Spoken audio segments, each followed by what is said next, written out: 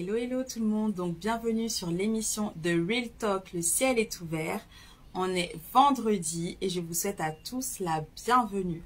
J'espère que vous allez bien, que votre semaine s'est bien passée par la grâce de Dieu et qu'on s'attend puissamment à une rencontre avec le Saint-Esprit maintenant. Donc sans plus tarder, nous allons remettre ce temps d'émission entre les mains du Seigneur, que le Saint-Esprit puisse prendre la place parmi nous, dans nos cœurs, et que nous puissions être totalement sensibles et attentifs à ce que Dieu veut dire à son peuple. Père éternel, nous te louons, nous te bénissons, nous te glorifions. Nous te disons bienvenue Saint-Esprit en ce lieu.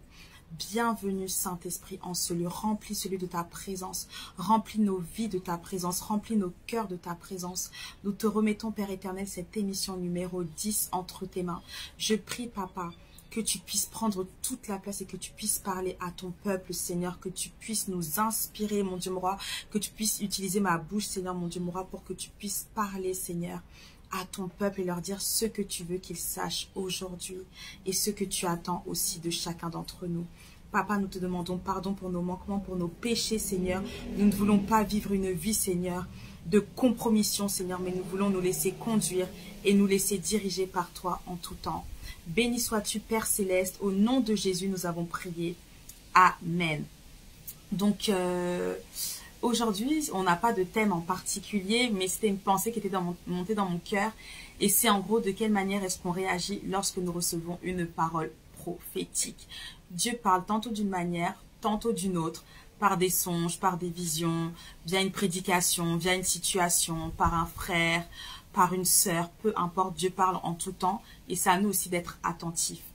Et lorsque nous recevons une prophétie, une parole prophétique de la part de Dieu, lorsque Dieu nous parle, qu'est-ce qu'on fait? Vous voyez, par exemple, parfois, dans Habacuc verset 1, le Seigneur il dit que si la prophétie tarde à venir, nous devons l'attendre. Mais lorsque nous recevons une parole de la part du Seigneur, on a souvent une instruction. Alors que faisons-nous de cette instruction? On aime bien entendre des prophéties du style « tu vas te marier », mais en tout cas fais attention, consacre-toi, sanctifie-toi. Non, on retient juste seulement qu'on doit se marier. Et que le Seigneur avait dit qu'on allait se marier peut-être dans un mois, dans un an, peu importe. Mais lorsque Dieu nous donne des instructions, on a plus de mal en fait à les mettre en pratique. Et c'est ce qui peut bloquer l'arrivée de la bénédiction de Dieu dans nos vies. Parfois, on peut se dire, mais je comprends pas, Dieu m'a parlé, mais il se passe rien, c'est bloqué. Mais en fait, toi, par rapport à ta situation, qu'est-ce que tu fais? Par exemple, le Seigneur peut nous dire qu'on a le don de guérison, mais tu ne fais rien avec ce don de guérison. Ce n'est pas lorsque tu reçois l'onction chez toi, en restant assis, que tu vas pouvoir mettre en pratique ce don-là. Alors, lorsque le Seigneur nous demande de faire quelque chose, faisons-le et lui, de son côté, il s'assurera en fait de nous bénir.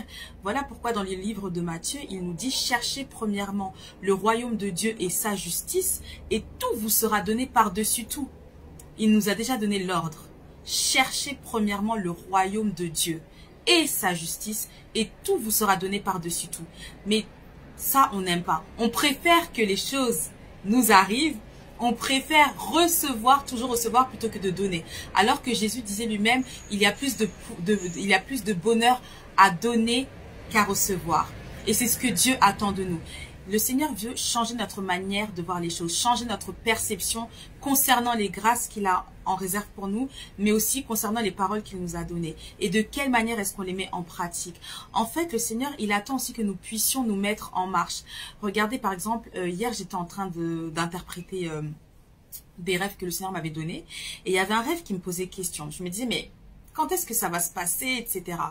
Et en fait, aujourd'hui, je me suis laissée totalement conduire par le Seigneur. C'est-à-dire que j'ai commencé, alors que d'habitude, peut-être que je vais lire ma Bible. Non, cette fois-ci, j'ai commencé par lire le livre Ma Princesse. Ensuite, directement, j'ai enchaîné avec l'interprétation des rêves. Je suis revenue dessus. Parce que j'ai vu mon cahier, ça fait comme un zoom. Je me suis dit, ah, le Seigneur veut que je commence à écrire sur mon cahier les rêves à interpréter, qu'on avait commencé à interpréter hier. Et ensuite, alors que là, j'ai commencé à lire la Bible, boum, pendant que je lis comme ça, je reçois l'interprétation du rêve. Voyez un peu? Donc aussi, apprenons à nous laisser conduire par le Saint-Esprit, que nous puissions être malléables. Être malléable, c'est quoi? Alors que moi, je veux aller à droite, je sens que je suis en train d'aller à gauche, alors je me laisse faire, je vais à gauche. Et ça, ce sont des prières qu'on peut faire. On peut demander à Dieu, mais Seigneur, apprends-moi à être malléable. Fais de moi une personne obéissante, une personne qui va être attentive à ta parole, attentive à ta voix, qui va être sensible à l'écoute du Saint-Esprit. Et ça, c'est ce que Dieu attend de chacun d'entre nous. Parce que souvent, on entend, non, mais parce que là, tu n'es pas sensible. Non. Si tu es un enfant de Dieu, tu seras sensible au Saint-Esprit. Ça, c'est la condition. C'est logique, en fait. Parce qu'on est les enfants de Dieu, les fils et les filles du roi des rois, alors nous sommes sensibles à son écoute. Maintenant, peut-être que on n'est pas peut-être calme ou qu'est-ce, peu importe. Demandons à Dieu qu'il puisse nous aider à être dans les conditions les plus propices, les meilleures, pour que nous puissions être sensibles à l'écoute de la parole de notre Dieu. Donc, sans plus tarder maintenant, nous allons passer à la lecture d'un petit extrait du livre « La puissance surnaturelle d'un esprit transformé » de Bill Johnson. Et le but, en fait, de ce livre, c'est exactement le but de l'émission de Real Talk, c'est de se dire que, oui, le Seigneur attend de nous que nous puissions vivre le miraculeux chaque jour de nos vies. Ce n'est pas de temps en temps, c'est tout le temps. Pourquoi? Parce que tous les jours, le Seigneur est avec nous. Tous les jours, le Seigneur nous parle. Mais est-ce qu'on l'entend? Est-ce qu'on comprend? Tous les jours, les anges sont autour de nous. Ils sont là. Est-ce qu'on les voit? Est-ce qu'on comprend qu'on est accompagné de la présence de Dieu et de son armée royale? Donc, voilà, c'est ça le but de Real Talk. Le ciel est ouvert. C'est que oui, c'est possible d'avancer avec un ciel ouvert et d'avoir cette pleine connaissance que nous sommes spirituels déjà premièrement, mais que nous vivons aussi dans un monde spirituel. Et le fait d'ignorer les lois spirituelles, etc., ça ne va jamais nous dédouaner des combats, des conséquences, etc. Donc, plus nous lirons aussi la parole de Dieu, et plus nous comprendrons quelle est la volonté de Dieu, et sur quel domaine l'ennemi aussi combat les enfants de Dieu. Donc, c'est parti.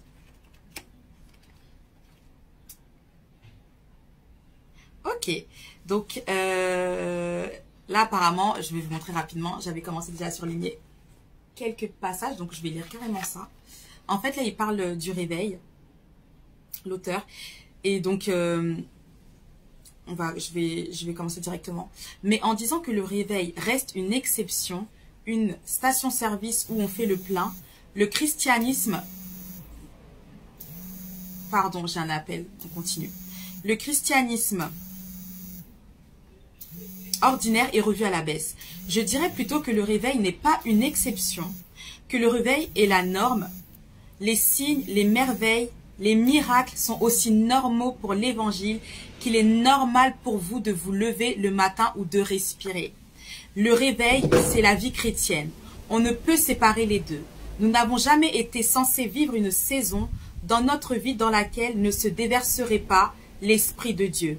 Il nous emmène toujours de gloire en gloire. Je bénis le Seigneur vraiment pour cette lecture parce que là maintenant je comprends beaucoup de choses et je vais vous expliquer. Dans chacun de ces mouvements, il est à l'avant-garde.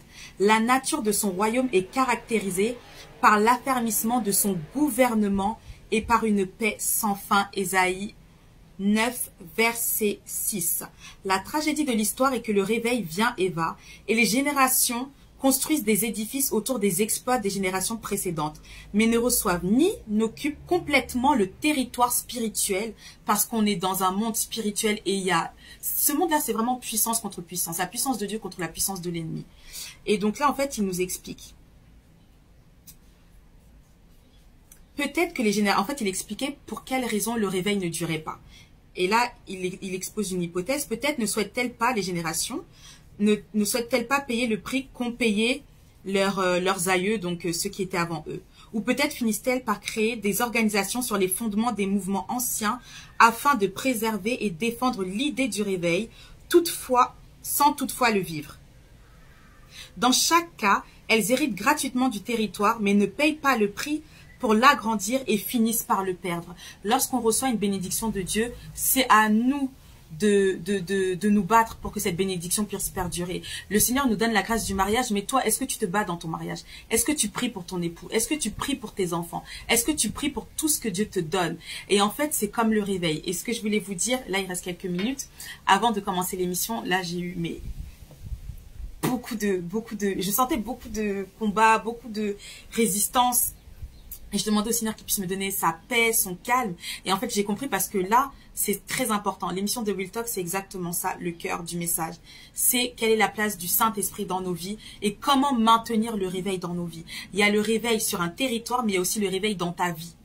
Donc voilà, j'espère que c'était clair.